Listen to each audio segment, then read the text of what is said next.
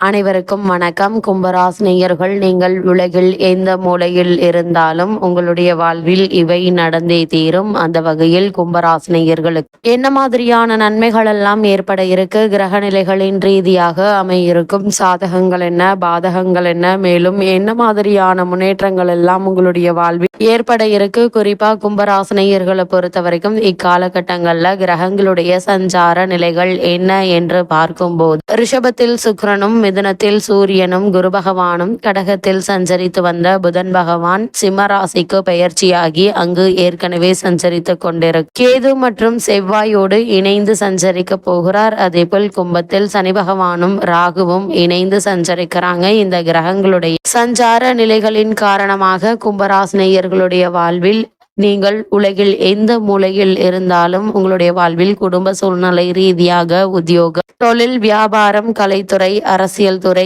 மாணவ மாணவிகள், விவசாய துறையினர், பெண்மணிகள் என அனைவருக்குமே என்ன மாதிரியான நன்மைகள் எல்லாம் ஏற்பட இருக்கு என்பது குறித்தான முழுமையான பதிவை தான் இந்த வீடியோல நம்ம விரிவா பார்க்க போகிறோம். அதற்கு முன்னாடி புதன் பகவானை பற்றி சற்று விரிவாக தெரிந்து கொள்ள போகிறோம். அந்த வகையில் புதன் பகவானை பொறுத்தவரை ஜோதிடத்தில் புதனை வித்தைக்காரகன், வித்யாக்காரகன் என்று சொல்வார்கள். மாதுளக்காரகன் என்று சொல்லும் வழக்கமும் உண்டு. அந்த வகையில் பொன் கிடைத்தாலும் புதன் கிடைக்காது என்று சொல்வார்கள். அதாவது இந்த இடத்தில் பொன் என்பது செல்வத்துக்கான அதிபதி குருவை குறிக்கும். ஜாதகத்தில் குருவினுடைய பலம் இருப்பதை விட புதன் பலமாக இருக்க வேண்டும் என்பதை சூட்சமமாக குறிப்பிட்டுள்ளனர். கல்வி, கலை, வித்தைகளுக்கு அதிபதி புதன் கிரகம். எந்த ஒரு விஷயத்தையும் கண்ணால் பார்த்தவுடன் அதை கையால் செய்வதற்கு புதனுடைய அனுகிரகம் வேண்டும். கற்றவர்களுக்கு சென்ற இடமெல்லாம் சிறப்பு. நன்கு படித்தவர்கள் கை நிறைய சம்பளம் வாங்குவதை கண்கூடாக பார்க்கிறோம். நம் வாழ்க்கைக்கு அடிப்படையான கல்வி செல்வத்தை வழங்குபவர் புதன் பகவான். அப்படிப்பட்ட புதன் பகவான் ஒரு விசித்திரமான கிரகம்.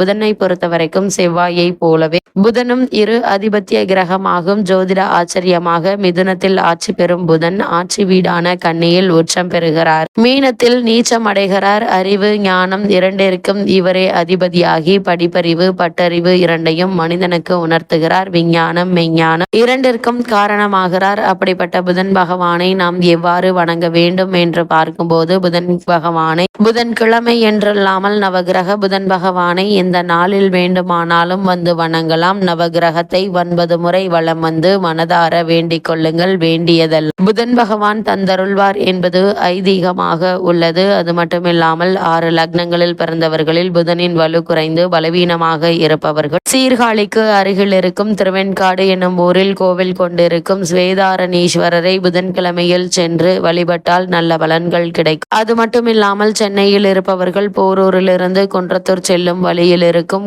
ஊரில் குடிக்கொண்டிருக்கும் சுந்தரேஸ்வரரை வணங்கினால் கூடுதலான பலன்களை பெறலாம். அது மட்டுமில்லாமல் புதன் பகவானை பொறுத்த வரைக்கும் சந்திரனுக்கும் தாராதேவிக்கும் பிறந்தவர் புதன். குருவினுடைய மனைவியுடன் இக்குழந்தை வளர விரும்பாது குரு சந்திரனிடம் அக்குழந்தையை ஒப்படைத்தார். சந்திரனும் அக்குழந்தையை தன் 27 மனைவிகளிடம் ஒப்படைக்க அவர்களில் ரோகிணி மற்றும் கார்த்திகை மட்டுமே அதிக அன்பு வளர்க்க மற்ற மனைவிகளாலும் தச்ச பிரஜாபதியாலும் சந்திரன் அடைந்த சாபங்களும் சிவபெருமானால் சந்திரன் மோட்சமும் அடைந்தார். ரோகிணி, கார்த்திகை இருவர் புதனை அன்புடன் வளர்க்க ரோகிணியிடம் மட்டும் புதன் அதிக அன்பு கொண்டார். காலங்கள் கடந்தோடின. குழந்தையாக இருந்த புதன் வளர்ந்து வாலிபர் ஆனார். வாலிப பருவத்தை அடைந்த புதன் தன் பிறப்பை பற்றி அறிந்ததும் தந்தையை வெறுத்தார். தந்தையினால் இதுவரை அனுபவித்த ஆதரவை வெறுத்து இருப்பிடத்தை விட்டு வெளியேறி ஆசிரம வாழ்க்கையை வாழ முடிவெடுத்தார். இமயமலை சாரலில் உள்ள வனத்தை அடைந்து அங்கு தனக்கென்று ஒரு ஆசிரமத்தை அமைத்தார். குருவில்லாமல் பல கலைகளை கற்று தேர்ச்சி பெற முடிவெடுத்தார். காரணம், தன் பிறப்பில் தந்தையான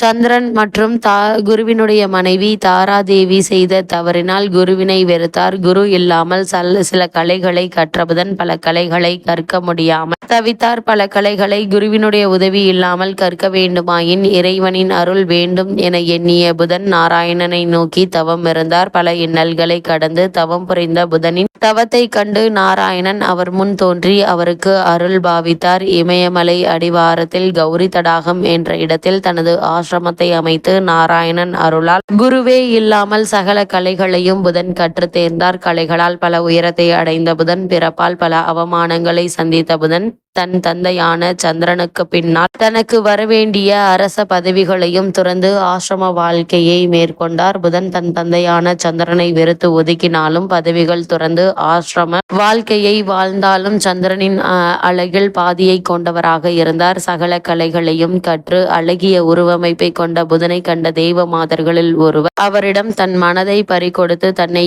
ஏற்றுக்கொண்டு தனக்கு இன்பத்தை அளிக்குமாறு வேண்டினால். தன் பிறப்பினால் ஏற்பட்ட அவமானங்களை இனி எந்த ஒரு குழந்தையும் அனுபவிக்க கூடாது என்று எண்ணி அந்த தேவ மாதர் எவ்வளவு வற்புறுத்தியும் மனமிறங்காமல் இருந்தார். புதன் வேண்டுகோள் விடுத்த தேவலோக மாதுவை புறக்கணித்ததால் கோபம் கொண்ட தேவலோக மாது புதனை இனி அலியாக போகும்படி சாபமிட்டால் எந்த தவறும் செய்யாத தவறு நடந்துவிடக் கூடாது என எண்ணி தனியாக ஆசிரமம் அமைத்து வாழ்ந்து வந்த எனக்கு ஏன் இவ்வளவு பெரிய தண்டனை என எண்ணி வருந்திய புதன் நாராயணனை சந்தித்து முறையிட எண்ணினார். நாராயணனை கண்ட புதன் நடந்த அனைத்து விஷயங்களை கூறினார். தேவமாதர் விட்ட சாபத்தில் இருந்து நிவர்த்தியாகும் பரிகாரத்தை கேட்டார். புதன் நாராயணன் நடந்த அனைத்தையும் அறிந்த பின் புதனுக்கு உதவினால் எந்த ஒரு சிறப்பும் பெருமையும் இருக்காது என எண்ணிய நாராயணன் புதனை சிவனிடம் சரணடைய சொன்னார். ஏனெனில் புதன் நாராயணனின் அம்சம் ஆவார். தன் அம்சத்திற்கு தானே உதவுவது சிறப்பல்ல என எண்ணினார். நாராயணன் கூறிய அறிவுரைப்படி புதன் சிவபெருமானை காண விரைந்தார். சிவபெருமானை கண்டதும் வணங்கி தனக்கு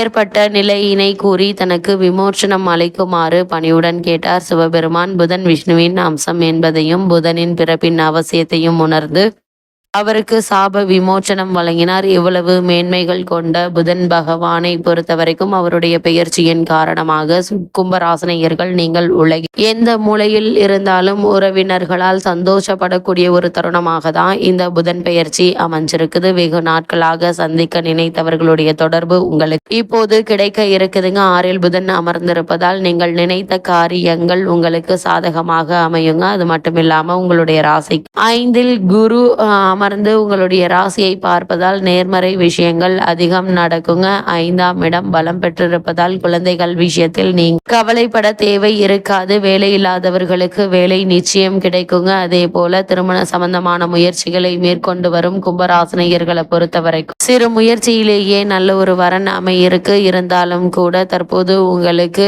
ஜென்மசனி நடந்து கொண்டிருப்பதால் வரனை பற்றி தீர விசாரித்து ஆராய்ந்து அதற்கு பிறகு வரனை நிச்சயிப்பது மிக மிக நல்லதுங்க. நீங்கள் விரும்பிய இடமாற்றங்கள் உங்களுக்கு கிடைக்க இருக்கு. வரவு 8 செலவு 10 கதை போல வரவுக்கு மிஞ்சிய செலவுகளால அவதிப்பட்டு வந்த உங்களுக்கு இந்த தருணங்கள்ல பணவரத்து என்பது நீங்கள் எதிர்பார்த்ததை விட சற்று அதிகமாகவே இருக்குங்க. இக்காலகட்டங்கள்ல எதிர்பாராத பல முன்னேற்றங்கள் தற்போது நீங்கள் தாராளமாக எதிர்பார்க்கலாம் என்பதை கிரகநிலைகள் மீண்டும் மீண்டும் அறிவுறுத்துது. தொழில் ரீதியான முயற்சிகள்ல நல்ல ஒரு முன்னேற்றம் ஏற்பட இருக்கு. கும்பராசினியர்களுக்கு இந்த புதன் பயிற்சி காலகட்டங்கள்ல கிரகநிலைகளின் ரீதியாக கூறப்படும் பரிகாரம் என்ன என்று பார்க்கும்போது சனிக்கிழமை தோறும் அருகாமையில் உள்ள பெருமாள் கோவிலுக்கு செல்லுங்க. தாயாரையும் பெருமாளையும் மனப்பூர்வமாக வணங்குங்க. எண்ணற்ற நன்மைகள் உங்களுடைய வாழ்வில் ஏற்படும்.